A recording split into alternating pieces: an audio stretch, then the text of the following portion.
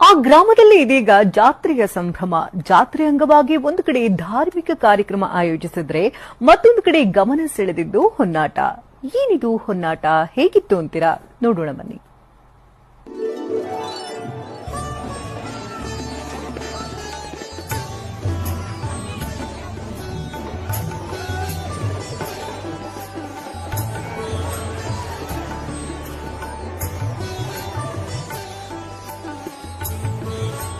ಗ್ರಾಮದ ಗಲ್ಲಿಗಳಲ್ಲಿ ಓಡಾಡ್ತಾ ಇರುವಂತಹ ಜನರ ದಂಡು.